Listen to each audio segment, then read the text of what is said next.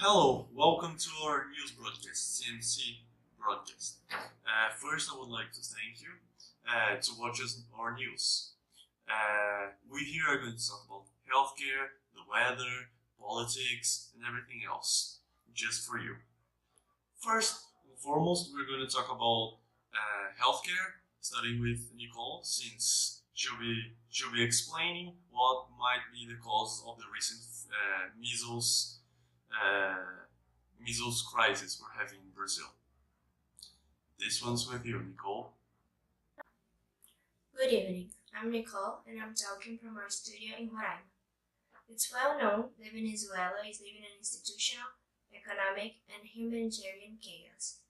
Because of the situation, public institutions collapsed and are not being able to assist their population, what made thousands of citizens run away to neighboring countries, such as Brazil.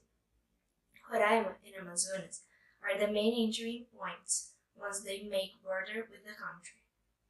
Measles had been eradicated from Brazil in 2015 and, in the next year, from America. But the return of the virus and the proliferation of this disease is related to the Venezuelan immigration to other countries in the region, since the population is not being vaccinated because of the collapse of health services. World Health Organization (WHO) alerts to an increase of the measles outbreak in Venezuela and to the risk of proliferation to Brazil due to the fact that it has regained strength in the past few months and started to spread, in part because of the Venezuelan flow of immigrants arriving to Brazil. A document of WHO shows numbers that point out that 11 countries of the region have already been affected by measles, one of them being Brazil. Venezuela has confirmed almost 2,000 cases, with incidents of exportation to Ecuador, Colombia, and now Brazil. The outbreak imported from Venezuela is still in progress and has only this year identified more than 1,000 of cases, being 97% of these occurrences focus here in Roraima and in Amazonas, what confirm the origin of the virus, knowing that these two states concentrate the majority of Venezuelan refugees in Brazil. The high number of cases evidences disease, like measles, that were controlled thanks to the mass vaccination and are now threatening the Brazilian health due to the low levels of adherence to vaccination campaigns. Once the immunization interrupts the transmission cycle of the virus, avoiding its propagation and protecting the person. The immunization campaign against measles initiated in August, when the outbreak intensified, and it was created by recommendations from the WHO and from the Pan American Health Organization, PAHO, that say that all countries should vaccinate the population at risk, trying to reach 95% of them. But the campaign didn't achieve the goal desired in all Brazilian states, since in the day that it should end, only 62% of the target public were vaccinated, what extended the campaign against measles for one more day, having one more intense vaccination day, as a way of trying to immunize as much persons as possible. Thank you, Nicole. I think that was very insightful of you. And now, moving on, we'll talk about weather with Fred dos Anjos. He will be talking with us about the natural disasters that have been happening around the globe and how it will be outside tomorrow. Thank you. For you, Fred. Thank you, Peter. Today I'm going to update you guys about the weather in the region you live. First, let's begin with São Paulo.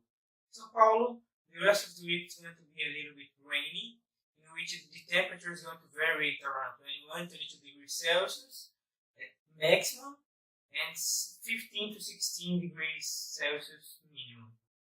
Now, Rio de Janeiro. In Rio de Janeiro, it's going to be a cloudy week, in which the temperatures are going to vary around 26, 25 degrees Celsius at maximum, and 16, 17 degrees Celsius at minimum. In Minas Gerais, it's going to rain a little bit for the rest of the week, but the temperatures are still 28 at maximum and 21 at minimum. But in Bahia, it's going to be extremely rainy. It's going to have storms there, like with lightning and pretty rough rains. But the temperature is going to vary around 28 to 29 degrees Celsius at maximum and 21, 22 minimum. So it's going to rain a lot, but it's going to be hot still. In the Rio Grande do Sul, it's going to rain, but there the temperatures are a lot lower. The temperatures are going to vary around 21, 22 at maximum and 15 at minimum. In the middle of the country, in Brasilia, it's going to be a sunny week with temperatures around 24, 25 degrees Celsius at maximum and 17 degrees Celsius at minimum. In the Amazonas, it's always rain there, but these days it's going to rain a little bit more with a little bit more aggressive storms. But the temperature there is still around 34 to 35 degrees Celsius maximum and 22 to 24 degrees Celsius minimum. In the south of the country, it's going to be a little bit chillier, a little bit colder, because it's going to be hit by a cold mass of air coming from the south of the planet. And this mass of air is not going to get to the middle of the country, neither to the north. So the temperatures in the center of the country and in the north are going to still high, but with rain and cloudy, not very sunny. Meanwhile, outside Brazil, Florida and Georgia are still recovering from the hurricane called Michael that made great damage there and left 11 people dead. In Europe, a storm called Leslie just hit Portugal a few days ago, but stopped before getting to Spain, so it didn't make as many damages as it could. But still, it did a lot of damage to Portugal and left a lot of people homeless. And in France, a flood happened and killed 13 people. So in this flood, 13 people died, drowned, or hit by objects that were being dragged by the flood. Well, that's sad what's happening in these countries. Still, I think it's better what's happening in politics in Brazil. Julia Portela will give us a little bit of talk about what's happening and here in Brazil and outside the world a little bit. Portela, with you. Hello, today I, Julia Portela, will talk about politics, mostly in Brazil, but also a little bit about other countries. The main topic that has been going on for quite some time in Brazil is the elections. Those elections are being called as polarized.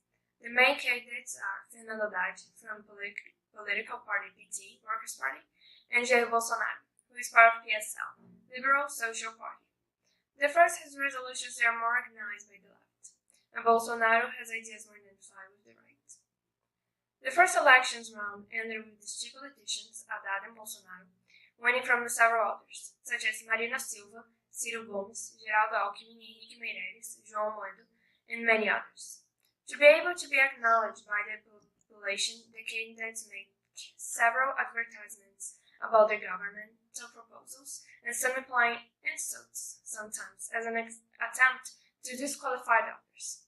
All of that led to more than 3 million reais to be spent with WhatsApp.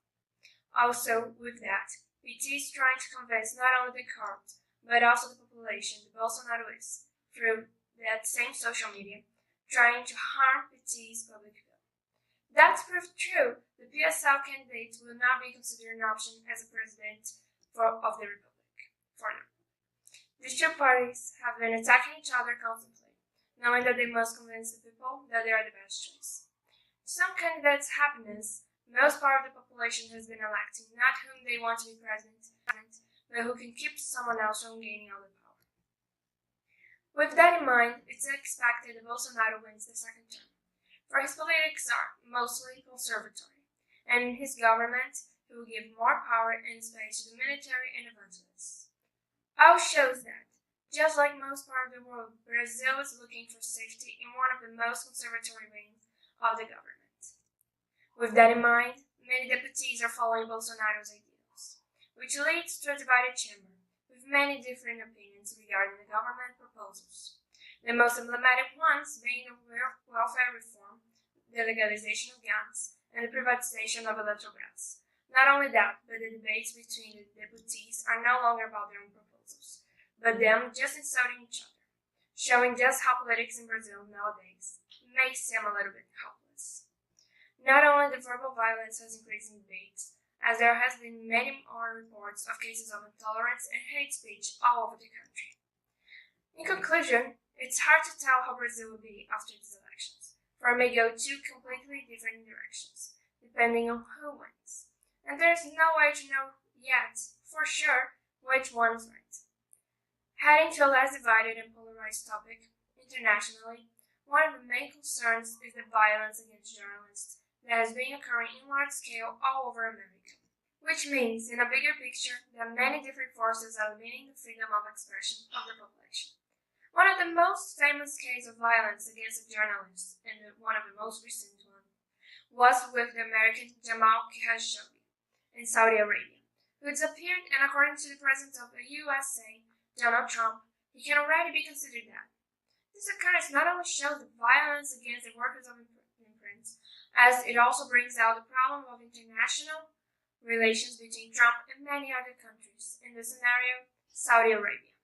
Another case of intolerance of the United States of America president is his constant attempt to close the border of USA for immigrants, which are searching for better life conditions, such as his last attempt last week. Yeah. Well, moving on, we'll talk with Gustavo Ferraz, where he will tell us a little retrospect about the truck drivers' crisis that happened early on in Brazil. It was really the dark times in 2018, and he will give us insight about what really happened there. Ferraz? Okay, now let's talk about a little bit about the truck drivers' strike that occurred here in Brazil in May of this year. We all remember this time of crisis, a lack of fuel at gas stations and a lack of products in the market. But now the question is, what are the causes and the consequences of this strike? Speaking of the general context, the truckers were demanding better work conditions and also protesting against the constant increase in the price of gasoline during the government of Dilma. This increase came to reach the mark of 27% in a period of 3 months, thus making a lot of the work of the teammates and worse, your quality of life.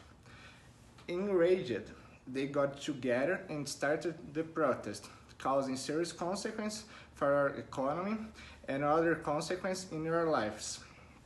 Well, let's change the subject a bit. Let's take a moment to talk a little about economy too.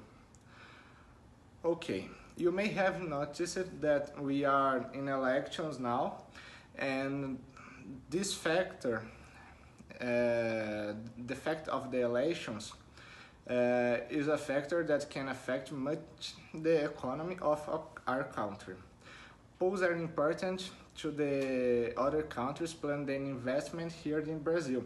For example, if a candidate of the far left is pointed to a favorite and your measurements are in favor of socialism and nationalization of companies, other countries will stop to leading money to our government, and also investments will decrease.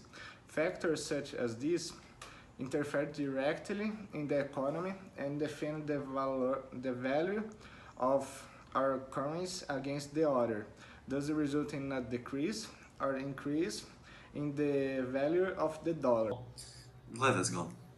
And moving on to our next to last report, Nicolas Gonçalves will be talking with us about the recent football games and football matches from the Brazilian Cup and Libertadores. With you, Nicolas.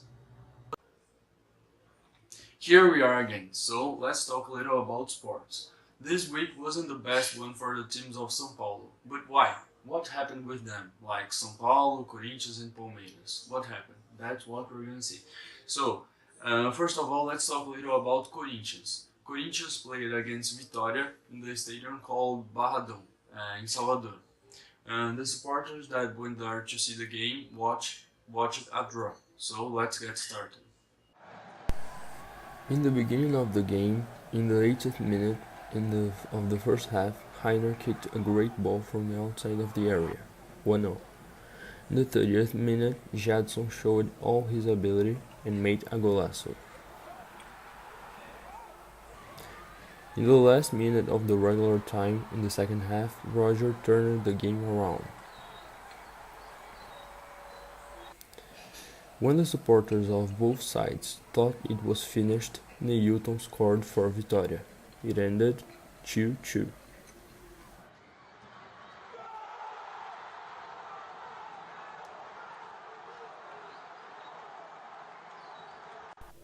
Now let's go to Allianz Parque.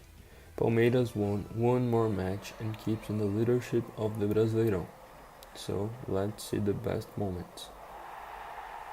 In the beginning of the first half, after a corner kick, one of the players of Ceará put his hands in the ball inside the area. Palmeiras players asked a lot and then the referee decided. Penalty.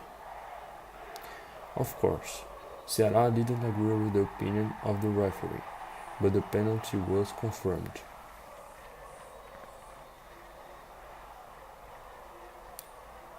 Bruno Henrique kicked and did 1-0. Okay. Then, in the 34th minute, another great one from Bruno. After that play,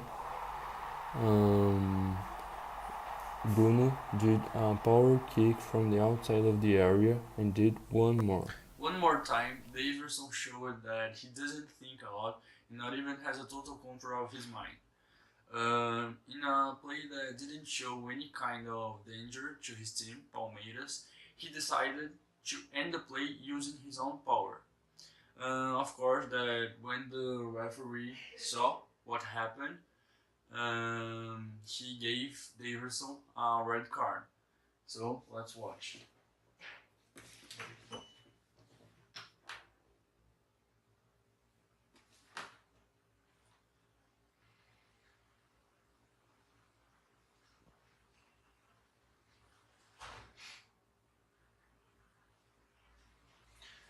So, because of that, Palmeiras needed to play all the second half with one player less. And that's why the game ended 2-1 for Palmeiras, because exactly in the second half, Ceará did one goal, and that's why the match between Palmeiras and Ceará ended 2-1. So, now this part will be a little faster, because in the match between São Paulo and Atlético Paranaense, we didn't have any goal. So, although the fact that São Paulo had one of the best first half seasons of all the history of the club, São Paulo is now in a crisis. Tricolor has been having bad results since the 24th round, and the one against Atlético Paranaense was the 30th one. So with this facts, you can see how long time São Paulo is having like bad results. So in this match between São Paulo and Atlético, both teams had a lot of opportunities to make goals, to score, but any one of them really used these chances. That's why the match ended in a draw without any goal.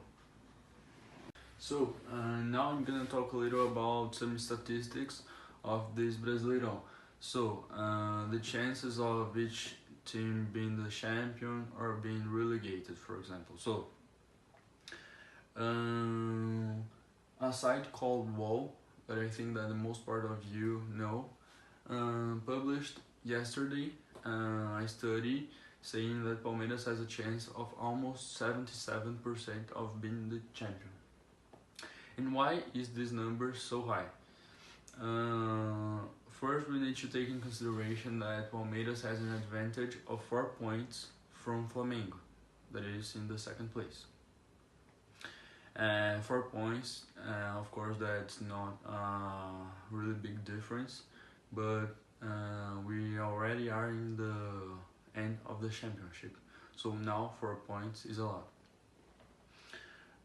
Furthermore, the most part of the next matches that Palmeiras will play can be considered like easy, so probably they will win these matches.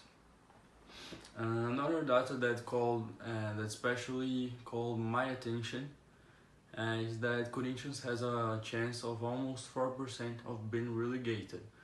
It's not high, but it exists. So tomorrow we will talk about 2 games that will happen tonight in Libertadores. Sorry. Well, thank you, Nicholas, for the news. And now we're approaching the end of the year and the end of the program. Now, in the end of the night, it's good to stay back and relax with your loved ones. But sadly, for some people, they can't in some countries. In some good hard news, India has finally abolished a law that now homosexual couples can finally exist and not be punished by death just for existing there. It really is a great place. Thank you for watching.